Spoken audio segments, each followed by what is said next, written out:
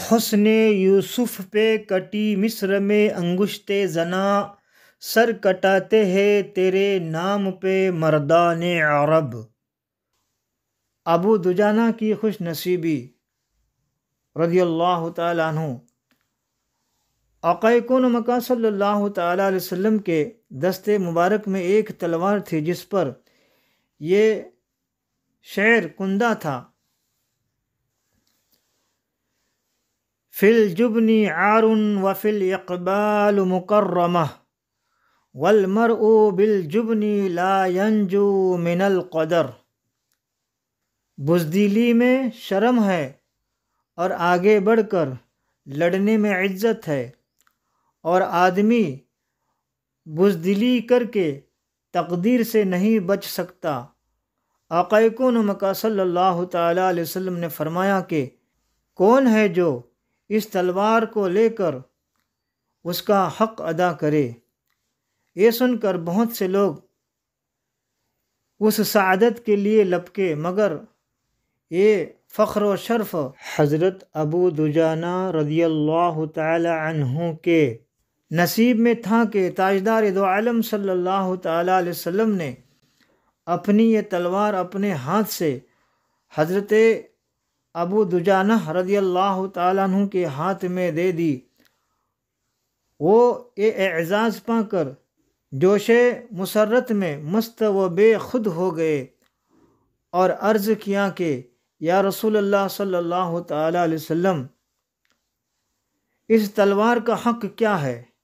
ارشاد فرمایا کہ تو اس سے کافروں کو قتل کرے یہاں تک کہ یہ ٹیڑھی ہو جائے۔ حضرت ابو دجانہ رضی اللہ تعالیٰ عنہ نے عرض کیا کہ یا رسول اللہ صلی اللہ تعالیٰ علیہ وسلم، اس تلوار کو اس کے حق کے ساتھ لیتا ہوں۔ پھر وہ اپنے سر پر ایک سرخ رنگ کا رومال باندھ کر اکڑتے اور اتراتے ہوئے میدان جنگ میں نکل پڑے اور دشمنوں کی صفوں کو چیرتے ہوئے اور تلوار چلاتے ہوئے آگے بڑھتے چلے جا رہے تھے کہ ایک دم ان کے سامنے ابو سفیان کی بیوی ہند آ گئی۔ حضرت ابو دجانہ رضی اللہ تعالیٰ عنہ نے ارادہ کیا کہ اس پر تلوار چلا دے، مگر پھر اس خیال سے تلوار ہٹا لی کہ رسول اللہ صلی اللہ تعالیٰ علیہ وسلم کی مقدس تلوار کے لیے یہ زیب نہیں دیتا کہ وہ کسی عورت کا سر کاٹے۔ زرقانی جلد 2 صفحہ 29 و مدارج النبوہ جلد 2 صفحہ 116۔ حضرت ابو دجانہ رضی اللہ تعالیٰ عنہ کی طرح حضرت حمزہ اور حضرت علی رضی اللہ تعالیٰ عنہما بھی دشمنوں کے صفوں میں گھس گئے اور کفار کا قتل عام شروع کر دیا۔ حضرت حمزہ رضی اللہ تعالیٰ عنہ انتہائی جوش جہاد میں 2 دستی تلوار مارتے ہوئے آگے بڑھتے جا رہے تھے۔ اسی حالت میں صبا بن غبشانی سامنے آ گیا۔ آپ نے تڑپ کر فرمایا کہ اے عورتوں کا ختنہ کرنے والی عورت کے بچے، ٹھہر، کہاں جاتا ہے؟ تو اللہ و رسول سے جنگ کرنے کے لیے چلا آیا ہے؟ یہ کہہ کر اس پر تلوار چلا دی اور وہ 2 ٹکڑے ہو کر زمین پر ڈھیر ہو گیا۔ حضرت حمزہ کی شہادت رضی اللہ تعالی عنہ۔ وحشی جو ایک حبشی غلام تھا اور اس کا آقا جبیر بن مطعم اس سے وعدہ کر چکا تھا کہ تو اگر حضرت حمزہ رضی اللہ تعالیٰ عنہ کو قتل کر دے تو میں تجھ کو آزاد کر دوں گا۔ وحشی ایک چٹان کے پیچھے چھپا ہوا تھا اور حضرت حمزہ رضی اللہ تعالیٰ عنہ کی تاک میں تھا۔ جو ہی آپ اس کے قریب پہنچے، اس نے دور سے اپنا نیزہ پھینک کر مارا جو آپ کی ناف میں لگا اور پشت کے پار ہو گیا۔ اس کی طرف بڑھے مگر زخم کی تاب نہ لا کر گر پڑے اور شہادت سے سرفراز ہو گئے۔ بخاری باب قتل حمزہ جلد 2 صفحہ 582۔ کفار کے علم بردار خود کٹ کٹ کر گرتے چلے جا رہے تھے، مگر ان کا جھنڈا گرنے نہیں پایا تھا کہ ایک کے قتل ہونے کے بعد دوسرا اس جھنڈے کو اٹھا لیتا تھا۔ ان کافروں کے جوش و خروش کا یہ عالم تھا کہ جب ایک کافر نے، جس کا نام صواب تھا، مشرکین کا جھنڈا اٹھایا تو ایک مسلمان نے اس کو اس زور سے تلوار ماری کہ اس کے دونوں ہاتھ کٹ کر زمین پر گر پڑے، مگر اس نے اپنی قومی جھنڈے کو زمین پر گرنے نہیں دیا، بلکہ جھنڈے کو اپنے سینے سے دبائے ہوئے زمین پر گر پڑا۔ اسی حالت میں مسلمانوں نے اس کو قتل کر دیا، مگر وہ قتل ہوتے ہوتے یہی کہتا رہا کہ میں نے اپنا فرض ادا کر دیا۔ اس کے مرتے ہی ایک بہادر عورت جس کا نام عمرہ یا عمرہ تھا، اس نے جھپٹ کر قومی جھنڈے کو اپنے ہاتھ میں لے کر بلند کر دیا۔ یہ منظر دیکھ کر قریش کو غیرت آئی اور ان کی بکھری ہوئی فوج سمٹ آئی اور ان کے اکھڑے ہوئے قدم پھر جم گئے۔ مدارج النبوہ جلد 2 صفحہ 116 وغیرہ۔ حضرت حنظلہ رضی اللہ تعالی عنہ کی شہادت۔ ابو عامر راہب کفار کی طرف سے لڑ رہا تھا، مگر اس کے بیٹے حضرت حنظلہ رضی اللہ تعالی عنہ پرچم اسلام کے نیچے جہاد کر رہے تھے۔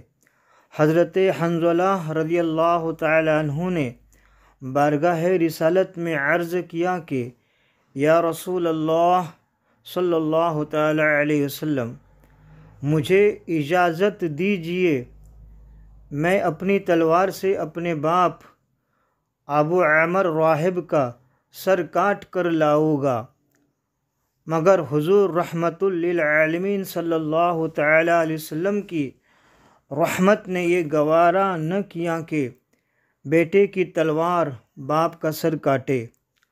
حضرت حنظلہ رضی اللہ تعالی عنہ اس قدر جوش میں بھرے ہوئے تھے کہ سر ہتھیلی پر رکھ کر انتہائی جان بازی کے ساتھ لڑتے ہوئے قلب یعنی لشکر کے بیچ میں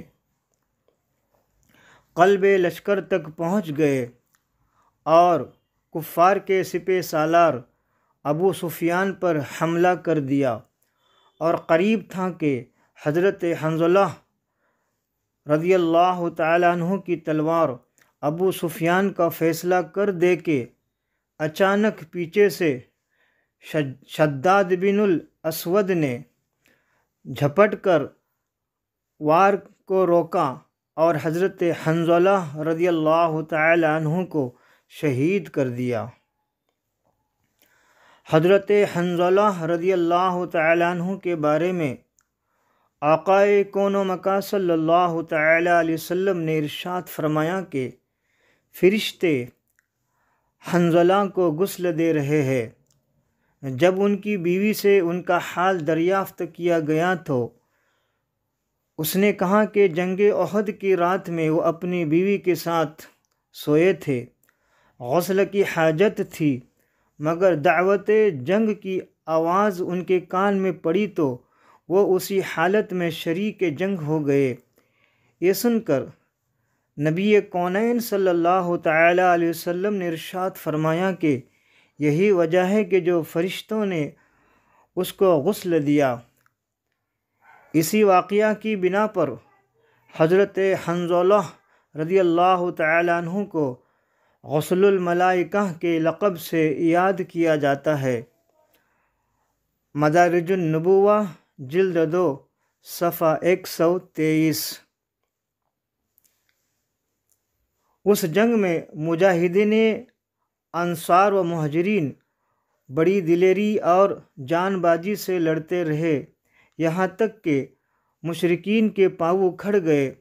حضرت علی و حضرت ابو دجانہ و حضرت سعد بن ابی وقاص رضی اللہ تعالی عنہم وغیرہ کے مجاہدانہ حملوں نے مشرکین کی کمر توڑ دی۔ کفار کے تمام علم بردار عثمان، ابو سعد، مصافع، طلحہ بن ابی طلحہ وغیرہ ایک ایک کر کے کٹ کٹ کر زمین پر ڈھیر ہو گئے۔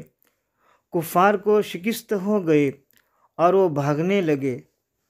ان کی عورتیں جو اشعار پڑھ پڑھ کر لشکر کفار کو جوش دلا رہی تھی، وہ بھی بدحواسی کے عالم میں اپنے ازار اٹھائے ہوئے برہنہ ساکھ بھاگتی ہوئی پہاڑوں پر دوڑتی ہوئی چلی جا رہی تھے اور مسلمان قتل و غارت میں مشغول تھے۔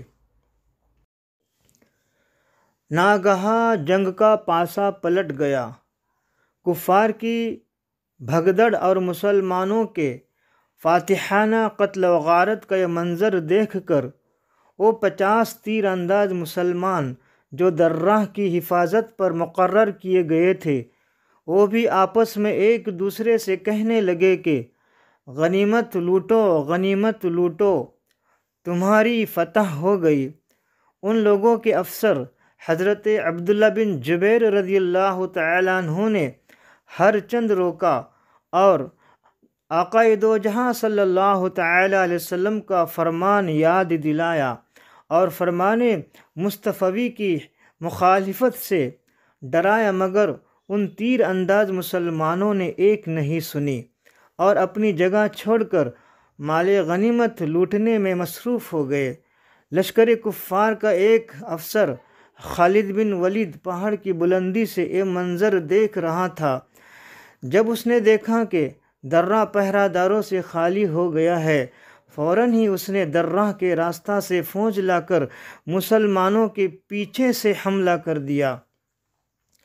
حضرت عبداللہ بن جبیر رضی اللہ تعالیٰ عنہ نے چند جان بازوں کے ساتھ انتہائی دلیرانہ مقابلہ کیا، مگر یہ سب کے سب شہید ہو گئے۔ اب کیا تھا؟ کافروں کی فوج کے لیے راستہ صاف ہو گیا۔ خالد بن ولید نے زبردست حملہ کر دیا۔ یہ دیکھ کر بھاگتی ہوئی کفار قریش کی فوج بھی پلٹ پڑی۔ مسلمان مال غنیمت لوٹنے میں مصروف تھے۔ پیچھے پھر کر دیکھا تو تلواریں برس رہی تھے اور کفار آگے پیچھے دونوں طرف سے مسلمانوں پر حملہ کر رہے تھے، اور مسلمانوں کا لشکر چکی کے 2 پارٹوں میں دانہ کی طرح پیسنے لگا، اور مسلمانوں میں ایسی بدحواسی اور ابتری پھیل گئی کہ اپنے اور بیگانے کی تمیز نہیں رہی۔ خود مسلمانوں کی تلواروں سے قتل ہوئے۔ چنانچہ حضرت حذیفہ رضی اللہ تعالیٰ عنہ کے والد حضرت یمان رضی اللہ تعالیٰ عنہ خود مسلمانوں کی تلوار سے شہید ہوئے۔ حضرت حذیفہ رضی اللہ تعالیٰ عنہ چلاتے ہی رہے کہ اے مسلمانوں، یہ میرے باپ ہے، یہ میرے باپ ہے، مگر کچھ عجیب بدحواسی پھیلی ہوئی تھی کہ کسی کو کسی کا دھیان ہی نہیں تھا، اور مسلمانوں نے حضرت یمان رضی اللہ تعالیٰ عنہ کو شہید کر دیا۔ حضرت مصعب بن عمیر بھی شہید ہوئے رضی اللہ تعالیٰ عنہ۔ پھر بڑا غضب یہ ہوا کہ لشکر اسلام کے علم بردار حضرت مصعب بن عمیر رضی اللہ تعالیٰ عنہ پر ابن قمیہ کافر جھپٹا اور ان کے دائیں ہاتھ پر اس زور سے تلوار چلا دی کہ ان کا دایاں ہاتھ کٹ کر گر پڑا۔ اس جانباز مہاجرین نے جھپٹ کر اسلامی جھنڈے کو بائیں ہاتھ سے سنبھال لیا، مگر ابن قمیہ نے تلوار مار کر ان کے بائیں ہاتھ کو بھی شہید کر دیا۔ دونوں ہاتھ کٹ چکے تھے، مگر حضرت عمیر رضی اللہ تعالی عنہ اپنے دونوں کٹے ہوئے بازوؤں سے پرچم اسلام کو اپنے سینے سے لگائے ہوئے کھڑے رہے اور بلند آواز سے یہ آیت پڑھتے رہے کہ وما محمد الا رسول قد خلت من قبلہ الرسل، اور محمد صلی اللہ تعالی علیہ وسلم تو ایک رسول ہے، ان سے پہلے اور رسول ہو چکے۔ ترجمہ کنز الایمان۔ پھر ابن قمیہ نے ان کو تیر مار کر شہید کر دیا۔ حضرت مصعب بن عمیر رضی اللہ تعالیٰ عنہ جو صورت میں آقا کون و مکان صلی اللہ تعالیٰ علیہ وسلم سے کچھ مشابہ تھے، یعنی حضرت مصعب بن عمیر رضی اللہ تعالیٰ عنہ کی صورت مبارک آقا دو جہاں صلی اللہ تعالیٰ علیہ وسلم کے چہرہ مقدسہ سے کچھ ملتی جلتی تھی، ان کو زمین پر گرتے ہوئے دیکھ کر کفار نے غل مچا دیا کہ معاذ اللہ، حضور تاجدار دو عالم صلی اللہ تعالی علیہ وسلم قتل ہو گئے۔ اللہ اکبر! اس آواز نے غضب ہی ڈھا دیا۔ مسلمان یہ سن کر بالکل ہی سر اسیمہ اور پراگندہ دماغ ہو گئے اور میدان جنگ چھوڑ کر بھاگنے لگے۔ بڑے بڑے بہادروں کے پاؤں اکھڑ گئے اور مسلمانوں میں 3 گروہ ہو گئے، یعنی 3 جماعت میں وہ لوگ بٹ گئے۔ کچھ لوگ تو بھاگ کر مدینہ شریف کے قریب پہنچ گئے، کچھ لوگ سہم کر مردہ دل ہو گئے، جہاں تھے وہیں رہ گئے، اپنی جان بچاتے رہے یا جنگ کرتے رہے۔ کچھ لوگ جن کی تعداد تقریباً 12 تھی، وہ رسول اللہ صلی اللہ تعالی علیہ وسلم کے ساتھ ثابت قدم رہے۔ اس ہلچل اور بھگدڑ میں بہت سے لوگوں نے تو بالکل ہی ہمت ہار دی، اور جو جاں بازی کے ساتھ لڑنا چاہتے تھے وہ بھی دشمنوں کے 2 طرفہ حملوں کے نرغے میں پھنس کر مجبور و لاچار ہو چکے تھے۔ تاجدار دو عالم صلی اللہ تعالی علیہ وسلم کہاں ہے اور کس حال میں ہے، کسی کو اس کی خبر نہیں تھی۔ حضرت علی شیر خدا رضی اللہ تعالی عنہ تلوار چلاتے اور دشمنوں کی صفوں کو درہم برہم کرتے چلے جاتے تھے، مگر وہ ہر طرف مڑ مڑ کر رسول اللہ صلی اللہ تعالی علیہ وسلم کو دیکھتے تھے، مگر جمال نبوت نظر نہ آنے سے وہ انتہائی اضطراب و بے قراری کے عالم میں تھے۔ حضرت انس رضی اللہ تعالیٰ عنہ کے چچا حضرت انس بن نضر رضی اللہ تعالیٰ عنہ لڑتے لڑتے میدان جنگ سے بھی کچھ آگے نکل پڑے۔ وہاں جا کر دیکھا کہ کچھ مسلمانوں نے مایوس ہو کر ہتھیار پھینک دیے ہیں۔ حضرت انس بن نضر رضی اللہ تعالیٰ عنہ نے پوچھا کہ تم لوگ یہاں بیٹھے کیا کر رہے ہو؟ لوگوں نے جواب دیا کہ اب ہم لڑ کر کیا کریں گے، جن کے لیے لڑتے تھے وہ تو شہید ہو گئے۔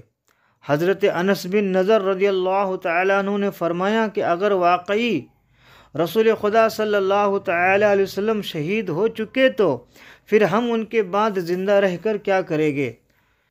چلو ہم بھی اسی میدان میں شہید ہو کر آقا کون و مکان صلی اللہ تعالی علیہ وسلم کے پاس پہنچ جائے۔ یہ کہہ کر آپ دشمنوں کے لشکر میں لڑتے ہوئے گھس گئے اور آخری دم تک انتہائی جوش جہاد اور جان بازی کے ساتھ جنگ کرتے رہے، یہاں تک کہ شہید ہو گئے۔ لڑائی ختم ہونے کے بعد جب ان کی لاش دیکھی گئی تو 80 سے زیادہ تیر و تلوار اور نیزوں کے زخم ان کے بدن پر تھے۔ کافروں نے ان کے بدن کو چھلنی بنا دیا تھا اور ناک کان وغیرہ کاٹ کر ان کی صورت بگاڑ دی تھی۔ کوئی شخص ان کی لاش کو پہچان نہ سکا، صرف ان کی بہن نے ان کی انگلیوں کو دیکھ کر ان کو پہچانا۔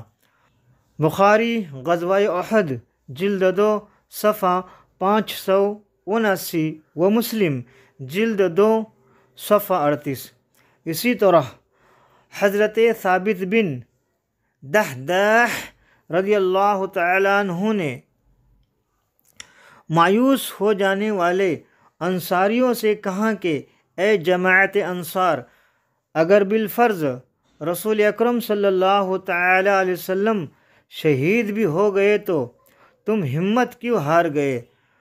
تمہارا اللہ تو زندہ ہے، لہٰذا تم لوگ اٹھو اور اللہ کے دین کے لیے جہاد کرو۔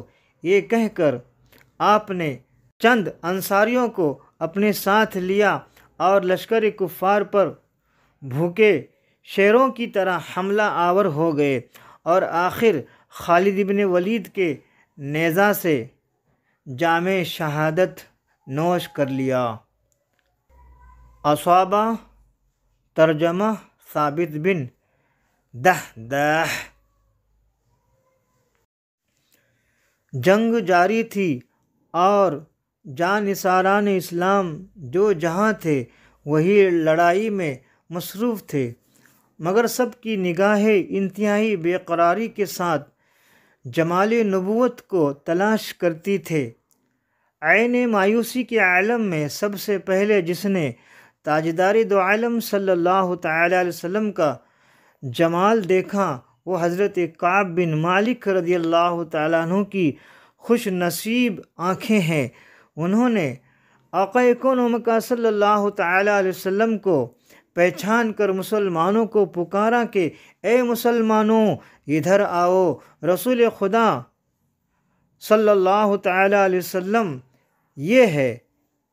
اس آواز کو سن کر تمام جانثاروں میں جان پڑ گئی اور ہر طرف سے دوڑ دوڑ کر مسلمان آنے لگے۔ کفار نے بھی ہر طرف سے حملہ روک کر رحمت دو عالم صلی اللہ تعالیٰ علیہ وسلم پر قاتلانہ حملہ کرنے کے لیے سارا زور لگا دیا۔ لشکر کفار کا دل بادل ہجوم کے ساتھ امنڈ پڑا اور بار بار آقا کون و مکہ صلی اللہ تعالیٰ علیہ وسلم پر الغار کرنے لگا، مگر ذوالفقار کی بجلی سے یہ بادل پھٹ پھٹ کر رہ جاتا تھا۔ زیاد بن سکن کی شجاعت اور شہادت۔ ایک مرتبہ کفار کا ہجوم حملہ آور ہوا تو سرور دو عالم صلی اللہ تعالیٰ علیہ وسلم نے فرمایا کہ کون ہے جو میرے اوپر اپنی جان قربان کرتا ہے؟ یہ سنتے ہی حضرت زیاد بن سکن یا سکن رضی اللہ تعالیٰ عنہ 5 انصاریوں کو ساتھ لے کر آگے بڑھے اور ہر ایک نے لڑتے ہوئے اپنی جانیں فدا کر دی۔ حضرت زیاد بن سکن رضی اللہ تعالیٰ عنہ زخموں سے لاچار ہو کر زمین پر گر پڑے تھے، مگر کچھ جان باقی تھی۔ آقا کون و مکہ صلی اللہ تعالیٰ علیہ وسلم نے حکم دیا کہ ان کی لاش کو میرے پاس اٹھا لاؤ۔ جب لوگوں نے ان کی لاش کو بارگاہ رسالت میں پیش کیا تو حضرت زیاد بن سکن رضی اللہ تعالیٰ عنہ نے کھسک کر محبوب خدا صلی اللہ تعالیٰ علیہ وسلم کے قدموں پر اپنا منہ رکھ دیا اور اسی حالت میں ان کی روح پرواز کر گئی۔ اللہ اکبر۔ حضرت زیاد بن سکن رضی اللہ تعالیٰ عنہ کی اس موت پر لاکھوں زندگیاں قربان۔ سبحان اللہ۔ بچہ ناز رفتہ باشد ز جہاں نیاز مندے کے بوقت جا سپردن بسرش رسیدہ باشی۔ کھجور کھاتے کھاتے جنت میں۔ اس گھمسان کی لڑائی اور مار دھاڑ کے ہنگاموں میں ایک بہادر مسلمان کھڑا ہوا، نہایت بے پرواہی کے ساتھ کھجوری کھا رہا تھا۔ ایک دم آگے بڑھا اور عرض کیا کہ یا رسول اللہ صلی اللہ تعالی علیہ وسلم، اگر میں اس وقت شہید ہو جاؤں تو میرا ٹھکانہ کہاں ہوگا؟ آقا کونم کا صلی اللہ تعالی علیہ وسلم نے ارشاد فرمایا کہ تو جنت میں جائے گا۔ وہ بہادر اس فرمانے بشارت کو سن کر مست و بے خود ہو گیا، ایک دم کفار کے ہجوم میں کود پڑا اور ایسی شجاعت کے ساتھ لڑنے لگا کہ کافروں کے دل ہل گئے۔ اسی طرح جنگ کرتے کرتے شہید ہو گیا۔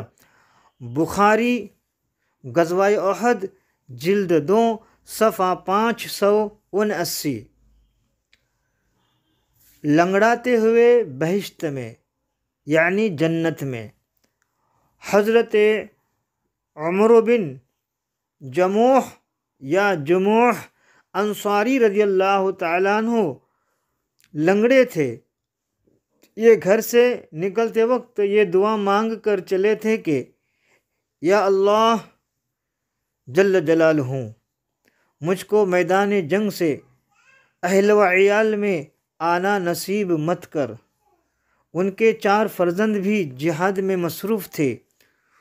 لوگوں نے ان کو لنگڑا ہونے کی بنا پر جنگ کرنے سے روک دیا تھا، تو یہ آقا کون مکہ صلی اللہ تعالی علیہ وسلم کی بارگاہ میں گڑ گڑا کر عرض کرنے لگے کہ یا رسول اللہ صلی اللہ تعالی علیہ وسلم، مجھ کو جنگ میں لڑنے کی اجازت عطا فرمائیے۔ میری تمنا ہے کہ میں بھی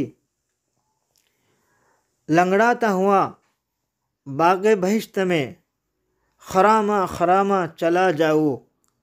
ان کی بے قراری اور گریہ وزاری سے رحمت دو عالم صلی اللہ تعالی علیہ وسلم کا قلب مبارک متاثر ہو گیا، اور آقا کون مکہ صلی اللہ تعالی علیہ وسلم نے ان کو جنگ کی اجازت دے دی۔ یہ خوشی سے اچھل پڑے اور اپنے ایک فرزند کو ساتھ لے کر کافروں کے ہجوم میں گھس گئے۔ حضرت ابو طلحہ رضی اللہ تعالیٰ عنہ کا بیان ہے کہ میں نے حضرت عمرو بن جموح یا جموح رضی اللہ تعالیٰ عنہ کو دیکھا کہ وہ میدان جنگ میں یہ کہتے ہوئے چل رہے تھے کہ خدا کی قسم میں جنت کا مشتاق ہوں، یعنی میں جنت کا طالب ہوں۔ ان کے ساتھ ساتھ ان کو سہارا دیتے ہوئے ان کا لڑکا بھی انتہائی شجاعت کے ساتھ لڑ رہا تھا، یہاں تک کہ یہ دونوں شہادت سے سرفراز ہو کر باغ بہشت میں پہنچ گئے۔ لڑائی ختم ہو جانے کے بعد ان کی بیوی ہند زوجہ عمرو بن جموح یا جموح میدان جنگ میں پہنچی، اور اس نے ایک اونٹ پر ان کی اور اپنے بھائی اور بیٹے کی لاش کو لاد کر دفن کے لیے مدینہ شریف لانا چاہا، تو ہزاروں کوششوں کے باوجود کسی طرح بھی وہ اونٹ ایک قدم بھی مدینہ شریف کی طرف نہیں چلا، بلکہ وہ میدان جنگ ہی کے طرف بھاگ بھاگ کر جاتا رہا۔ ہند نے جب آقا کون مکہ صلی اللہ تعالی علیہ وسلم سے یہ ماجرا عرض کیا تو نبی کونین صلی اللہ تعالی علیہ وسلم نے فرمایا کہ یہ بتا، کیا عمرو بن جموح یا جموح رضی اللہ تعالیٰ عنہ نے گھر سے نکلتے وقت کچھ کہا تھا؟ ہند نے کہا کہ جی ہاں، وہ یہ دعا کر کے گھر سے نکلے تھے کہ یا اللہ جل جلالہ، مجھ کو میدان جنگ سے اہل و عیال میں آنا نصیب مت کر۔